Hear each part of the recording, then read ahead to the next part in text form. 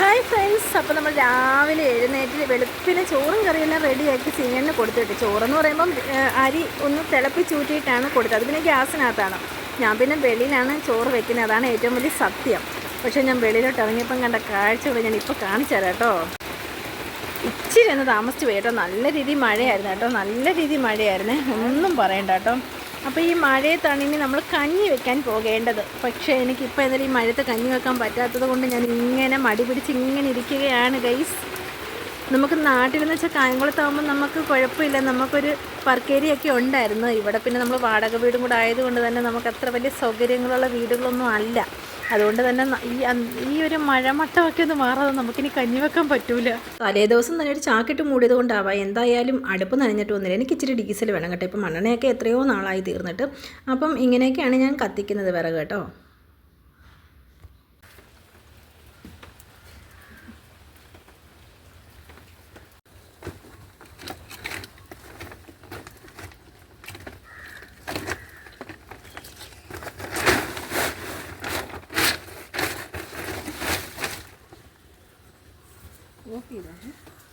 ചേട്ടാ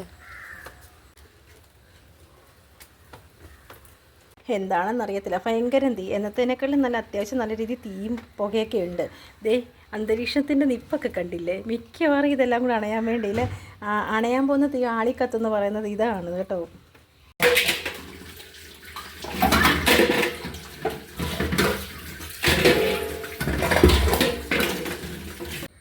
ഈ സംഭവം നിങ്ങളുടെ വീടിനടുത്ത് എവിടെയെങ്കിലും ഉണ്ടെങ്കിൽ ഒന്ന് കമൻറ്റ് ചെയ്തേക്കണം. ഇതിൻ്റെ പേരെന്താണെന്ന്. കാരണം ഞാൻ ഞങ്ങളുടെ കായംകുളം നാട്ടിലൊന്നും ഈ സംഭവത്തിനെ കണ്ടിട്ടില്ല.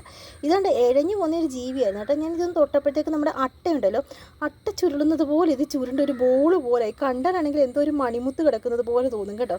അപ്പോൾ ഈ സംഭവത്തിൻ്റെ പേരെനിക്കറിയില്ല, അറിയാവുന്നവരൊന്ന് കമൻറ്റ് ചെയ്തേക്കെ. എന്താണെന്ന് അറിയത്തില്ല, എന്തായാലും അത്യാവശ്യം നല്ല രീതിയിൽ എന്തായാലും തീ കത്തുന്നുണ്ട് കേട്ടോ. ഞാനിന്ന് വീഡിയോസൊക്കെ എടുത്ത് ഇടുന്നത് കൊണ്ടാണോന്നും ഇനി അറിയത്തില്ല കേട്ടോ. അപ്പം നമ്മുടെ അരി ഏകദേശം ഒക്കെ തിളച്ച് വന്നിട്ടുണ്ട്. അപ്പം ഇതിൻ്റെ മണ്ടയ്ക്ക് എന്താണെന്ന് ചോദിച്ചാലുണ്ടല്ലോ, ഇതിൻ്റെ മണ്ടയ്ക്ക് നമ്മൾ ഇച്ചിരി വെള്ളം വെച്ചേക്കാം, കാണാൻ പറ്റുന്നുണ്ടല്ലോ. കാരണം അത് പറയാൻ മെയിനായിട്ടും കാരണം എന്താണെന്നറിയാം, ഞാൻ ഇന്നാളിൽ ഞാൻ ലൈവ് ഇട്ടിട്ടുണ്ടായിരുന്നു, അല്ല ഞാനൊരു വീഡിയോസൊക്കെ എടുത്തിട്ടുണ്ടായിരുന്നേ. അപ്പം ഞാനൊരു വീഡിയോ ഇട്ടിട്ടുണ്ടായിരുന്നു കായംകുളത്ത് വെച്ച്.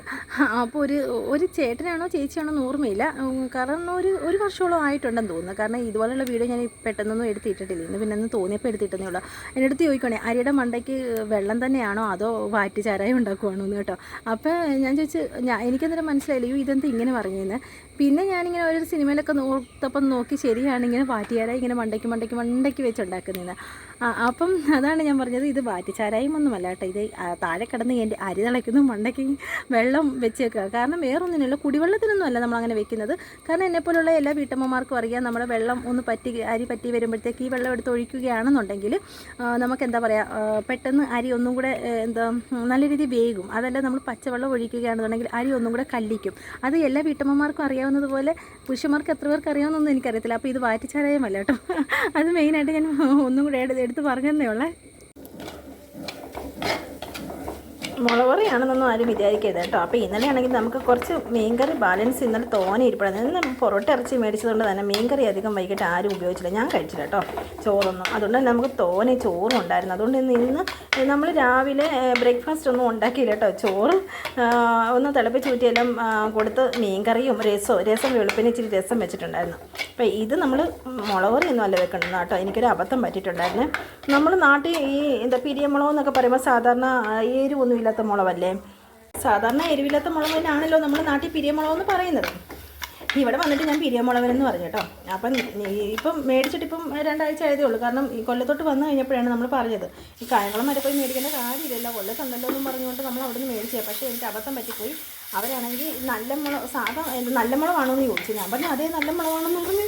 അവരെനിക്ക് പാണ്ടിമുളകാണ് തന്നത്. പക്ഷേ എനിക്ക് കണ്ടപ്പോൾ എനിക്ക് മനസ്സിലായത് ഇങ്ങനെ ഭയങ്കര എരിവുള്ളത്.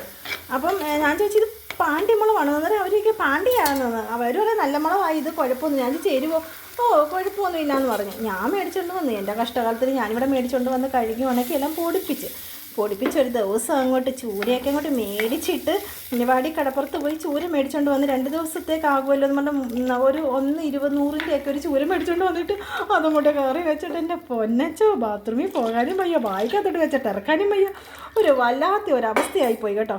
പിന്നാണെങ്കിൽ ഇവിടെ മാക്സിമം നമുക്ക് കിട്ടുന്നതെന്ന് വെച്ചാലുണ്ടല്ലോ, ഇവിടെയൊക്കെ എല്ലായിടും 1 സെൻറ്റ് 1.5 സെൻറ്റിനകത്ത് എല്ലാം വീടുകളാണ് കേട്ടോ. അപ്പം എനിക്കാണെങ്കിൽ 2-3 വീടെല്ലാം പോയിട്ട് എനിക്കാണെങ്കിൽ അത്രയും അങ്ങോട്ട് പിടിച്ചില്ല. കാരണം ഇച്ചിരി നമ്മളിങ്ങനെ തുറന്ന് കണ്ട് വസ്തുവും വീടും ഒക്കെ ഇങ്ങനെ കണ്ടിട്ട് നമ്മൾ ഈ 1.5 സെൻറ്റ് 2-3 സെൻറ്റിനകത്തൊക്കെ വീട് കാണുമ്പം എന്നെപ്പോലെ നിങ്ങൾക്കും ബുദ്ധിമുട്ടായിരിക്കുമല്ലോ. അപ്പം എനിക്കതൊന്നും ഇഷ്ടപ്പെട്ടില്ല എന്ന് പറഞ്ഞിട്ട് ഞാനിവിടെ പരാതിയും പരിഭവം പറഞ്ഞപ്പോഴാണ് പിന്നെ ഇങ്ങോട്ട് വേറെ നമുക്ക് നോക്കാമെന്ന് പറഞ്ഞിട്ട് ചെറിയ സൗകര്യങ്ങളൊക്കെ വളരെയധികം നമുക്ക് കുറവാണെന്നുണ്ടെങ്കിലും നമുക്ക് അത്യാവശ്യം മക്കൾക്ക് ഓടിക്കളിക്കാനും നടക്കാനും തുണി വിരിക്കാനും ഒക്കെ പറ്റുന്ന നല്ല കൊച്ചൊരു ഒതുങ്ങിയൊരു വീട് നമുക്ക് സെറ്റായത്. ഇച്ചിരി ബുദ്ധിമുട്ടുണ്ട്, എല്ലാം കൂടെ ഒന്നിച്ച് വരത്തില്ല എന്ന് പറയും. ഞാൻ പറഞ്ഞു ഓക്കെ, ഞാൻ സമ്മതിച്ചെന്ന് പറഞ്ഞു കേട്ടോ. അങ്ങനെയാണ് നമുക്കിത് കിട്ടിയത്. ഇത് കിട്ടിയത് തന്നെ നമ്മുടെ ഇവിടുത്തെ അപേക്ഷിച്ച് നമുക്കിത് കിട്ടിയത് തന്നെ വലിയ ഭാഗ്യമെന്ന് പറയാൻ കാരണം എന്ന് വെച്ചാൽ 1.5 സെൻറ്റും 2 സെൻറ്റിനകത്തൊക്കെ ഇവിടെ എല്ലാം വീടുകൾ നിൽക്കുന്നു. എങ്ങനെ ഇവർ താമസിക്കുന്നത്? പിന്നെ നമ്മൾ കായംകുളത്തെ കൂട്ട് ഇവിടെ അടക്കമെന്ന് പറയുന്നത് നമ്മുടെ വീട്ടിലല്ല, ശ്മശാനത്തിലാണ് കൊണ്ട് നടക്കുന്നത്. അപ്പം എന്താ പറയുക, അതുകൊണ്ട് തന്നെ ഇവർക്ക് അങ്ങനെ തെക്ക് വശത്തോ പട്ടട സ്ഥാനമോ ഇച്ചിരി വേണമെന്നോ അങ്ങനെയൊന്നും ഇവർക്കില്ല കേട്ടോ. ഇവർക്ക് ഉള്ളതിനകത്ത് ഇങ്ങനെ മണ്ടയ്ക്ക് ഒരു കൊച്ചു 1.5-2 സെൻറ്റ് വസ്തുവിനകത്ത് 2-3 നില വീടൊക്കെയാണ് ഇവിടെ മാക്സിമം കേട്ടോ. എന്നിട്ട് മണ്ടയ്ക്ക് ഒരു കൂട്ടർ താഴെ ഒരു കൂട്ടർ, എന്നിട്ട് ഇങ്ങനെ വാടകയ്ക്ക് കൊടുക്കും 5000-6000 രൂപ വാടക. പക്ഷേ എല്ലാം അതിനകത്തുണ്ട്. എന്തിനു പറയുന്ന ഒരു വീട്ടിൽ ഞങ്ങൾ പോയി നോക്കിയപ്പോഴുണ്ടല്ലോ, അതൊന്നും വീഡിയോസ് എടുത്തില്ലെങ്കിലും കൊല്ലത്ത് താമസിക്കുന്നവർക്ക് ഞാൻ പറയുന്നത് മനസ്സിലാകുമായിരിക്കും. ഒരു ബാത്റൂമിനകത്ത് തന്നെ ഉണ്ട് നമ്മൾ തുണി കഴുകുന്ന കല്ല് സഹിതമുണ്ട് കേട്ടോ. എങ്ങും വെളിയിലോട്ട് ഇറങ്ങേണ്ട ഒരു കാര്യമില്ല. പിന്നെ എന്ന് വെച്ചാൽ ഇവിടുത്തേന്ന് വെച്ചാലുണ്ടല്ലോ, ഞാൻ കാണിച്ചു തരാം. നല്ല മുട്ടൻ കിണറാണ് ഇവിടുത്തെ കിണർ. അതായത് ഇത് കണ്ടോ, ഇവിടുത്തെ കിണറാണിത് കേട്ടോ, മുട്ടൻ കിണർ. കാരണം നല്ല അടിപൊളി വെള്ളമൊക്കെയാണ്. മറ്റേതെന്നൊക്കെ വെച്ചാൽ നമുക്ക് അത്യാവശ്യം നല്ല രീതിയിൽ ഓടാനും നടക്കാനും ചാടാനും ഒക്കെ ഉള്ള സ്ഥലങ്ങളും സൗകര്യങ്ങളും ഒക്കെ ഉണ്ട് കേട്ടോ. അപ്പോൾ ഉണ്ടല്ലോ, ഇങ്ങനെ കിണറെന്നൊക്കെ പറയുമ്പോൾ നമ്മുടെ ഈ നമ്മൾ തുണി എടുക്കുന്ന വലിയ ചരുവുണ്ടല്ലോ, ആ ചരുവത്തിന് അത്രേ ഉള്ളൂ, കുഞ്ഞു റിങ് പോലത്തെ തൊടി. എനിക്കത് കണ്ടപ്പം തന്നെ എനിക്ക് എന്തോ പോലെ, ദൈവമേ ഇതൊക്കെ എന്തുവാണെന്ന്. അപ്പം എൻ്റെ ഹസ്ബൻഡ് പിന്നെ കൊല്ലക്കാരനായതുകൊണ്ട് പുള്ളി പറയും, ഇവിടേക്ക് ഇങ്ങനെയൊക്കെയാണ്, നീ ഇങ്ങനെയൊന്നും മിണ്ടാതെ നാണക്കേടാന്ന് പറഞ്ഞു. കാരണം നമ്മളിതൊക്കെ കാണുമ്പോൾ അതിട്ടെ എനിക്ക് ബന്ധുക്കളൊക്കെ ഉണ്ട് കൊല്ലത്ത്, പക്ഷേ അവരുടെയൊക്കെ വീട്ടുകളിലൊക്കെ പോകുമ്പോൾ ഇങ്ങനെയൊന്നുമല്ല. അവരൊക്കെ എന്താ പറയുക, 1 ഏക്കറിനകത്ത് അതൊക്കെ ഇച്ചിരി വലിയ ടീമാണ്. അതുകൊണ്ട് തന്നെ നമ്മൾ അങ്ങനെയൊക്കെ ഉള്ളതേ കണ്ടിട്ടുള്ളൂ. ഇങ്ങനെ ഇടുങ്ങിയതൊക്കെ കാണുന്നത് ഞാൻ ഇപ്പോഴാണല്ലോ. അങ്ങനെ എടുത്തതാണ് കേട്ടോ. ഇച്ചിരി സൗകര്യങ്ങൾ കുറവാണെങ്കിലും നമുക്ക് സൂപ്പറായിട്ട് നമുക്ക് അടിപൊളി ഒരു കൊച്ചു വീടൊക്കെ തന്നെയാണ് നമുക്ക് കിട്ടിയിരിക്കുന്നത്. ഇതെന്താണെന്നറിയാമോ, ഇതാണ് അടമാങ്ങ. അടിപൊളി ടേസ്റ്റ് കേട്ടോ. കുറേ മാങ്ങ കിട്ടിയപ്പോഴുണ്ടല്ലോ, ഞാനതെല്ലാം കൂടി എടുത്ത് ഉപ്പ് വിട്ട് കുഞ്ഞായിട്ട് അരിഞ്ഞിട്ട് വെയിലത്തിട്ട് ഉണക്കിയിട്ടും ഞാനൊന്ന് അച്ചാറിടാൻ വേണ്ടി വെച്ചായിരുന്നു കേട്ടോ. ഇവിടെ ആണെങ്കിൽ ഇവിടെ നല്ല അവിടെ നിൽക്കുമ്പോഴും ഇപ്പോഴും മത്തിയായിരുന്നു കിട്ടുന്നത് കേട്ടോ. അപ്പോൾ പിന്നെ ഈ അടമാങ്ങ ഒരു ദിവസം എടുത്തിട്ടും മത്തിക്കകത്ത് തേങ്ങയൊക്കെ അരച്ചിട്ട് കറി വെച്ചപ്പോഴും എന്നാ ടേസ്റ്റ് എൻ്റെ ദൈവമേ. ഞാനെൻ്റെ അപ്പൂപ്പൻ്റെ അമ്മയെ ഓർത്ത് കേട്ടോ. അപ്പൂപ്പൻ്റെ അമ്മ 107 വയസ്സ് വരെ ജീവിച്ചിരുന്നൊരു വ്യക്തിയായിരുന്നു. പുള്ളിക്കാരി ഇങ്ങനെയൊക്കെയുള്ള കാര്യങ്ങളൊക്കെ ആയിരുന്നു ചെയ്യുന്നത്. എന്താ പറയുക, അവർക്കൊരു അസുഖമില്ലാതെ അവർ മരിച്ച പ്രഷർ, കൊളസ്ട്രോൾ, ഷുഗർ ഇതൊന്നും അവർക്കില്ലായിരുന്നു. അതായത് അവർ പണ്ട് തിന്നുന്ന ചേന, ചേമ്പ്, കാച്ചിൽ ഇങ്ങനെയൊക്കെയുള്ള സാധനങ്ങൾ, ആട്ടുംപാൽ, വീട്ടിൽ തന്നെ ആടൊക്കെ ഉണ്ടായിരുന്നു. അങ്ങനെയൊക്കെയുള്ള നല്ല നാട്ടിലെ എല്ലാ ആഹാരങ്ങളും ഇല്ല. എന്തുവാ, ഓണം വരാനൊരു മൂലം വേണമെന്ന് പറയുന്നത് പോലെ പുള്ളിക്കാരിക്കൊരു ജസ്റ്റ് ഒരു പനി വന്നു, അങ്ങോട്ടൊന്ന് അങ്ങനെ ശരീരമൊക്കെ കുഴഞ്ഞു പോലെ അങ്ങോട്ടൊന്ന് വീണ് അപ്പോഴങ്ങ് മരിച്ച്. ഇതായിരുന്നു പുള്ളിക്കാരിയുടെ അവസ്ഥ. അപ്പം പുള്ളിക്കാരി എപ്പോഴും ഇങ്ങനെയാണ് കറി വെക്കുന്നത് കേട്ടോ. ഞാൻ പുള്ളിക്കാരിയുടെ കൂടെ നിന്നാണ് 10ാം ക്ലാസ് വരെ പുള്ളിക്കാരിയുടെ കൂടെ നിന്നിട്ടുണ്ടായിരുന്നു. എനിക്ക് ഭയങ്കര ഇഷ്ടമുള്ള എൻ്റെ അമ്മ കഴിഞ്ഞാൽ പിന്നെ അടുത്ത അമ്മയുടെ സ്ഥാനം കൊടുത്തേക്കുന്നത് ഞാൻ എൻ്റെ അപ്പൂപ്പൻ്റെ അമ്മയ്ക്കാണ് കേട്ടോ. അപ്പോൾ നിങ്ങൾക്ക് മനസ്സിലാവുമല്ലോ എനിക്ക് എന്തുമാത്രം സ്നേഹമാണ് പുള്ളിയോട് ഉള്ളതെന്ന്. അപ്പം പുള്ളി കറി വെക്കുന്ന ആ ഒരു ടേസ്റ്റാണ് കേട്ടോ. ഈ അടമാങ്ങ വരുമ്പോൾ ഞാൻ എപ്പോഴും പുള്ളിയെ ഓർക്കും. അതുകൊണ്ട് തന്നെ ഒരു വട്ടം ഞാനിങ്ങനെ ഓർത്തപ്പം തന്നെ ഞാൻ എപ്പോഴും ഇത് തന്നെ വെക്കും. കാരണം നല്ല ടേസ്റ്റാണ് ഈ അടമാങ്ങയൊക്കെ. അപ്പോൾ ആരെങ്കിലുമൊക്കെ വെക്കാത്തവരൊക്കെ ഉണ്ടെന്നുണ്ടെങ്കിൽ അടമാങ്ങയൊക്കെ വെച്ച് പച്ചക്കറിയൊക്കെ ഒക്കെ സൂപ്പർ ടേസ്റ്റാണ് കേട്ടോ. കായ കിട്ടിയിട്ടുണ്ടായിരുന്നു. ചേട്ടൻ്റെ ആൾക്കാരൊക്കെ ഇവിടെ ആണല്ലോ, കൊല്ലക്കാരാണല്ലോ. അപ്പോൾ അവിടുന്ന് തന്ന കായ ഇത്. കായ കിട്ടിയപ്പോഴേ ഞാൻ കുറച്ച് വൻപയറെടുത്തങ്ങ് വെള്ളത്തിലിട്ട് കേട്ടോ. അത് ഏകദേശം ഒന്ന് കുതിർന്നിട്ടുണ്ട്. 2 വീസിലും കൂടെ അടിച്ചു കഴിഞ്ഞാൽ നല്ലൊരു കൊച്ചു തോരനുള്ളതാകും കേട്ടോ. എരിശ്ശേരി ഒന്നും വെക്കാനൊന്നും ബുദ്ധിമുട്ടാണ്. കാരണം ചേട്ടന് അതൊന്നും വലിയ താല്പര്യമില്ല കേട്ടോ. മത്തങ്ങയും പയറും കൂടിയിട്ട് എരിശ്ശേരി വെച്ചാൽ ഇഷ്ടമാണ് കേട്ടോ. ഈ കാ വെച്ചുള്ള തോരനൊന്നും വലിയ പ്രിയമല്ല പുള്ളിക്കാരന്. നമ്മുടെ കറി ഏകദേശം എല്ലാം ഇങ്ങനെ റെഡിയായിട്ട് വരുന്നുണ്ട് കേട്ടോ. അപ്പോൾ രാവിലെ രസം വെച്ചിട്ടുണ്ടായിരുന്നു. ഇന്നലത്തെ മീൻകറി ഉണ്ടായിരുന്നു. മീൻകറിയും രസവും ഇച്ചിരി മെഴുക്കും കൂടെ പറ്റി പുള്ളിക്കാരന് കൊടുത്തു കേട്ടോ. ഇച്ചിരി മെഴുക്കൊട്ടി എന്ന് പറയുമ്പോൾ 2 കിഴങ്ങെടുത്ത് ഇച്ചിരി ഒന്ന് മെഴുക്ക് പറ്റി പുള്ളിക്കാരന് കൊടുക്കാൻ മാത്രം എടുത്തതേ ഉള്ളായിരുന്നു കേട്ടോ. അപ്പോൾ അതെല്ലാം പുള്ളിക്കാരന് കൊടുത്തു വിട്ട്. അപ്പോൾ ഇന്ന് എന്തെങ്കിലും കൂടെ തൊട്ട് നക്കാൻ ഒരു കൂട്ടുകാരും കൂടെ വേണമല്ലോ, അതിന് വേണ്ടിയാണ് നമ്മൾ ആ പയറും അതും കൂടെ എടുത്ത് നമുക്കൊരു തോരനും വെച്ച് രസം പിന്നെ ഇരിപ്പുണ്ട്. പിന്നെ ഇവിടെ പിന്നെ രസത്തിനൊരു പഞ്ഞമില്ല കേട്ടോ. രസം, സാമ്പാർ, ഒഴിച്ചുകൂട്ടൻ മസ്റ്റാണ് കേട്ടോ. മോര് അല്ല സലാഡ് ഇങ്ങനെ എന്തെങ്കിലും. കാരണം എത്ര മീൻകറി ഉണ്ടെന്നുണ്ടെങ്കിലും തേങ്ങ അരച്ച് മീൻകറി വെച്ചാൽ എൻ്റെ ഹസ്ബൻഡിന് എന്താ പറയുക പിന്നെ ഒഴിച്ചുകൂട്ടനില്ലാതെ പുള്ളിക്ക് ഇറങ്ങത്തില്ല കേട്ടോ. പുള്ളി അങ്ങനെ ഒരാളാണ് കേട്ടോ. എൻ്റെ വീഡിയോസൊക്കെ നേരത്തെയൊക്കെ കാണുന്നവർക്കൊക്കെ അറിയാമായിരുന്നു. അപ്പോൾ ഞാൻ 1 വർഷം മുമ്പാണ് ഇങ്ങനെയുള്ള വീഡിയോസും കാര്യങ്ങളൊക്കെ ഇട്ടത്. ഇപ്പം ഞാൻ പിന്നെയും ഞാൻ വിചാരിച്ച് എന്തായാലും വീഡിയോസും കൂടി ഇട്ട് തുടങ്ങാം എന്നും പറഞ്ഞുകൊണ്ട് ഞാൻ ഇട്ടതാണ് കേട്ടോ. അപ്പോൾ ഇഷ്ടപ്പെടുവാണെന്നുണ്ടെങ്കിൽ എല്ലാവരും ഒന്ന് സബ്സ്ക്രൈബ് ചെയ്ത് സപ്പോർട്ട് ചെയ്യുക. അതുപോലെ തന്നെ ഇനി ഇതുപോലെയുള്ള വീഡിയോസൊക്കെ നിങ്ങൾക്ക് ആഗ്രഹം ഉണ്ടെന്നുണ്ടെങ്കിൽ ഒന്ന് കമൻറ്റും കൂടെ ചെയ്തേക്കാം കേട്ടോ.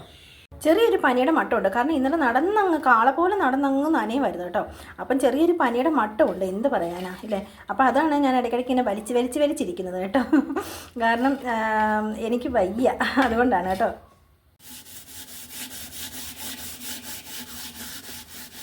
നമ്മളെ അപ്പുറത്ത് നിന്ന് അടുക്കളയിൽ നിന്ന് നന്നായിട്ട് തേച്ച് കഴിക്കാനും നമുക്ക് വൃത്തിയായിട്ട് കിട്ടത്തില്ല കേട്ടോ. ഈ കരിപ്പാത്രങ്ങളൊക്കെ നമ്മൾ വെളിയിൽ തന്നെ കൊണ്ടിട്ട് തന്നെ തേക്കണം. നാട്ടിലാകുമ്പോഴും ഞാൻ അങ്ങനെയൊക്കെ തന്നെയാണ് കേട്ടോ. കരിപ്പാത്രങ്ങളെല്ലാം മാക്സിമം ഞാൻ വെളിയിൽ കൊണ്ടിട്ട് നന്നായിട്ട് ഞാൻ തേക്കത്തോളെ. പിന്നെ അതും സ്റ്റീലിൻ്റെ സ്ക്രബ്ബറിട്ട് നന്നായിട്ട് കഴുകും. ഇത് ഞാൻ കൈയിട്ടാണ് കഴുകുന്നത്. പക്ഷേ എന്നാലും ഉണ്ടല്ലോ, ചാര വിട്ടെടുക്കുമ്പോഴത്തേക്കും നല്ല അത്യാവശ്യം നല്ല രീതിയിലുള്ള വെളുപ്പൊക്കെ കിട്ടും. എല്ലാത്തിൻ്റെ ഫ്രണ്ട് ഫസ്റ്റ് നമുക്കങ്ങ് വൃത്തിയാക്കാം കേട്ടോ. അത് കഴിഞ്ഞിട്ട് നമുക്ക് അകഭാഗം വൃത്തിയാക്കാം, അതാണ് നല്ലത്. ഞാനൊന്നും ചെയ്യുന്നത് ഇങ്ങനെയൊക്കെ തന്നെയാണ്. കാരണം സ്റ്റീലിൻ്റെ ഇട്ട് ഒരു പിടി കൊണ്ട് പിടിക്കുമ്പോഴത്തേക്ക് ഒന്നുകൂടെ ശരിയാകും. പക്ഷേ ഇത് മതി, ഇതിൻ്റെയൊക്കെ ആവശ്യമേ ഉള്ളില്ലേ. അത്യാവശ്യം നല്ല രീതിയിൽ നല്ലോണം വെളുക്കും, കുഴപ്പമൊന്നുമില്ല. അപ്പോഴേ എന്നെപ്പോലെ ഇങ്ങനെ വെളിയിലിട്ട് ചാരത്തി തേക്കുന്നത് അത്ര പേരുണ്ടെന്ന് വെച്ചാൽ ഒന്ന് കമൻറ്റ് ചെയ്തേക്കണം കേട്ടോ. ജസ്റ്റ് ഒന്ന് അറിയാനാണ്. പഴഞ്ചൻ ഏർപ്പാടാണോന്ന് ചിലവരൊക്കെ പറഞ്ഞ് കളിയാക്കും. അന്ന് ഞാൻ വീട്ടിൽ വെച്ച് ചാരത്തിൽ നിന്ന് ഇങ്ങനെ കഴുകിയപ്പോൾ എല്ലാവരും പറഞ്ഞ് പഴഞ്ചനാണല്ലോ ഇത് എന്നൊക്കെ പറഞ്ഞ് കളിയാക്കിയവരുണ്ട് കേട്ടോ. കുറച്ചൊക്കെ പഴഞ്ചനില്ലാതെ ഇവന്ന കാലത്ത് ജീവിക്കാൻ പറ്റൂല കേട്ടോ. ഞങ്ങൾ സാധാ നാട്ടിൻപുറത്തുകാരാണ്, ഞങ്ങൾ ഇങ്ങനെയൊക്കെയാണ് ചെയ്യുന്നത് കേട്ടോ. അത്യാവശ്യം ഇച്ചിരി പഴഞ്ചനൊക്കെ നമ്മൾ ആകണമല്ലേ, എപ്പോഴും മോഡേൺ മാത്രം ആയിരുന്നാൽ പറ്റത്തില്ലല്ലോ, അതാണ് കേട്ടോ. അപ്പോൾ ഇന്നത്തെ പാത്രം കഴുകെല്ലാം കഴിഞ്ഞ് വെളിയിൽ കൊണ്ടിട്ടിട്ടുള്ള ഇനി പെരയ്ക്കകത്ത് കുഴപ്പമൊന്നുമില്ല, പാത്രങ്ങളെല്ലാം സെറ്റായോ. ദൈവമേ കറണ്ട് ഇല്ലല്ലോ, ഇപ്പോൾ എന്താ ചെയ്യാൻ. അങ്ങനെ തോരൻ വെക്കാനാണെന്നും പറഞ്ഞുകൊണ്ട് ഉണ്ടാക്കിയത് അതാ അവിയൽ പോലായി കേട്ടോ. അപ്പോൾ എന്തായാലും അവിയലായാലും തോരനായാലും എല്ലാം വയറ്റിലോട്ട് തന്നെയല്ലേ പോകുന്നത്. അപ്പം ഞാൻ എന്താ കരുതിയത്, എന്തായാലും ഇച്ചിരി വെളിച്ചെണ്ണ ഒഴിച്ച് പിന്നെ ഇതാ കറിവേപ്പില നല്ല പോലെ, ഇത് ഫ്രഷ് കറിവേപ്പില കേട്ടോ. അത് നന്നായിട്ട് കഴുകി വൃത്തിയാക്കി വെച്ച് നമ്മുടെ വീട്ടിൽ നിന്ന് തന്നെ പിഴിച്ചതാ കേട്ടോ. ഞാൻ വീട്ടിൽ പോയപ്പോൾ വെച്ച് കൊടുക്കുന്നത് കായംകുളത്ത് നമ്മുടെ വീട്ടിൽ കറിവേപ്പിലയില്ല കേട്ടോ. അപ്പം ഇതുമെല്ലാം ആയി കേട്ടോ. അപ്പം മീൻകറി ആയിട്ടുണ്ട്, മീൻകറി എല്ലാം സെറ്റ് ആയിട്ടുണ്ട് കേട്ടോ. പിന്നെ ഇതാ നമുക്ക് തോരനായിട്ടുണ്ട്. ഇത് പിന്നെ നിങ്ങൾക്കറിയാമല്ലോ, ഞാൻ മീൻ എന്ന് പറയുന്ന സംഭവം ഒന്നും കളയാറില്ല. ഇത് ഇന്നലത്തെ മീൻകറിയാണ്, നല്ല ടേസ്റ്റ് ആയിരിക്കും കേട്ടോ. ഇന്ന് വെച്ചതിനേക്കാളും ടേസ്റ്റ് ആയിരിക്കും. പിന്നെ ഇതാ രസമായി കേട്ടോ. രസം പോലെ തന്നെയാണ് നമ്മൾ വെക്കുന്നത്. പിന്നെ എന്താണെന്നറിയത്തില്ല, എൻ്റെ രസം എന്നെ പേടിച്ചിട്ടാണോ എന്നറിയത്തില്ല, എൻ്റെ ഹസ്ബൻഡൊക്കെ കഴിച്ചോളും. അപ്പോൾ ഇത് മാത്രമേ ഉള്ളൂ തോരനാണെന്ന് പറഞ്ഞുകൊണ്ട് ഞാൻ അവിയലാണ് ഗൈസ് ഉണ്ടായിപ്പോയത്, അവിയലായിപ്പോയി കേട്ടോ. വെളിച്ചെണ്ണ ഇച്ചിരി ഒഴിക്കാവുള്ളതെന്ന് എല്ലാവരും പറയും കേട്ടോ. ഞങ്ങളുടെ അമ്മയൊക്കെ എപ്പോഴും പറയും. പക്ഷേ എനിക്ക് ഇച്ചിരി വെളിച്ചെണ്ണ വേണം. നമ്മൾ വെളിച്ചെണ്ണയൊക്കെ ഉപയോഗിക്കുമ്പോഴേ കറിക്ക് ഒരു ടേസ്റ്റ് കാണത്തുള്ളൂ കേട്ടോ. പിന്നെ എൻ്റെ ഹസ്ബൻഡിന് അങ്ങനെ കൊളസ്ട്രോളോ ഷുഗറോ പ്രഷറോ അങ്ങനെയൊന്നുള്ള ആളൊന്നുമല്ല. അതുപോലെ തന്നെ എനിക്കും അങ്ങനെയൊന്നും ഇല്ല കേട്ടോ. അതുകൊണ്ട് തന്നെ ഞാനും അത്യാവശ്യം നല്ല രീതിയിലൊക്കെ ഇച്ചിരി വെളിച്ചെണ്ണ. ഇപ്പോഴത്തെ വെളിച്ചെണ്ണയ്ക്ക് എന്തോരം വില, അതാ നോക്കേ, ഇത്രയും ഒരു സംഭവത്തിന് 220 രൂപ വില കേട്ടോ. അപ്പം വീട്ടിൽ പോയിട്ടുണ്ടായിരുന്നു ഞാൻ പറഞ്ഞായിരുന്നല്ലോ, ഞാൻ ശനിയാഴ്ച വീട്ടിൽ പോയിട്ടുണ്ടായിരുന്നു കേട്ടോ. അപ്പോഴുണ്ടല്ലോ ഞാൻ വെളിച്ചെണ്ണയൊക്കെ മേടിച്ചിട്ടുണ്ടായിരുന്നു. ഞാൻ ചക്കിലെട്ടിയ വെളിച്ചെണ്ണയായിരുന്നു മേടിച്ചത്. അപ്പം ഈ വെളിച്ചെണ്ണയൊക്കെ മേടിച്ച് അതും 300 സംതിങ് രൂപ 1 കിലോ വെളിച്ചെണ്ണയ്ക്ക്. നിങ്ങളുടെയൊക്കെ നാട്ടിൽ ഇത്രയൊക്കെ വില തന്നെ ആയിരിക്കും വലിയ എല്ലാത്തിനും. ഒന്നും പറയണ്ട, എൻ്റെ പൊന്നച്ച വെളിച്ചെണ്ണ എവിടോട്ട് കയറി പോകുമ്പോൾ വെളിച്ചെണ്ണയുടെ ഈ എല്ലാം കൂടി. അതുപോലെ തന്നെ തേങ്ങയ്ക്ക് ഭയങ്കര വിലയായി കേട്ടോ. നമ്മുടെ ഈ കൊല്ലത്തൊക്കെ ഉണ്ടല്ലോ, നമുക്ക് നാടൻ തേങ്ങയൊന്നും കിട്ടൂല കേട്ടോ. നാടൻ തേങ്ങയ്ക്കൊക്കെ വില കൂടുതലാണ്. 2 തേങ്ങയ്ക്ക് 150 രൂപ വെച്ചൊക്കെ കൊടുക്കണം. നാടൻ തേങ്ങയ്ക്ക് 75 രൂപയൊക്കെ വിലയാവും ഒരു തേങ്ങയ്ക്കൊക്കെ. പക്ഷേ നാട്ടിൽ പോയിട്ട് വന്നപ്പം വീട്ടിൽ നിന്ന് അടിച്ച് മാറ്റിക്കൊണ്ട് 10 തേങ്ങയുണ്ട്. അടിച്ച് മാറ്റിയെന്ന് നമുക്കറിയാലോ, നമ്മളെപ്പോൾ വീട്ടിൽ പോയാലും. പിന്നെ നേരത്തെ വെച്ചാൽ ഞാൻ അങ്ങനെയൊന്നും, എനിക്ക് തേങ്ങ ഒക്കെ ഉള്ളതുകൊണ്ട് നമുക്ക് അവിടോട്ട് പറ്റില്ല. പക്ഷേ ഇപ്രാവശ്യം നമ്മളവിടെ ചെന്നപ്പോൾ എൻ്റെ തെങ്ങെല്ലാം കാലിയാക്കി വെച്ചേക്കുന്നത് കേട്ടോ. എല്ലാവരും എല്ലാം തേങ്ങയെല്ലാം വീണ് പോയി. ഞാനെല്ലാം ശ്രദ്ധിക്കുകയും നോക്കുന്നതും ഒന്നും ഇല്ലല്ലോ. അപ്പം തേങ്ങയെല്ലാം വീണ് പോയിട്ടുണ്ടായിരുന്നു. എന്തായാലും വീട്ടിൽ നിന്ന് 10 തേങ്ങ എടുത്തുകൊണ്ട് വന്നു. പക്ഷേ 10 ദിവസം പോലും ആയില്ല കേട്ടോ. ശനിയാഴ്ച പോയിട്ട് ഇങ്ങോട്ട് വന്നതേ ഉള്ളൂ. ഇന്നിപ്പോൾ 4-5 ദിവസം ആയതുള്ളൂ. 4-5 തേങ്ങയും മേളി വീണ്. ഞാൻ പറഞ്ഞല്ലോ, എന്താ പറയുക, കുറേ ഭയങ്കര എരിവുള്ള മുളക് പൊടിയായിരുന്നു കേട്ടോ. അപ്പം ആ മുളക് പൊടി ആയതുകൊണ്ട് തന്നെ മാക്സിമം ഞങ്ങൾക്ക് തേങ്ങയ്ക്ക് ചിലവാണ് കേട്ടോ. നോക്കട്ടെ, കുഴപ്പമില്ല. ഞാൻ വെച്ചതുകൊണ്ട് കൊള്ളാമെന്നേ പറയാൻ പറ്റത്തുള്ളൂ കേട്ടോ. അപ്പോൾ ഇന്നത്തെ വീഡിയോ ഇത്രയുള്ള. അപ്പോൾ എല്ലാവർക്കും ഇഷ്ടപ്പെട്ടത് വിചാരിക്കുന്നു. അപ്പം ടാറ്റാ ബൈ, സീ യു.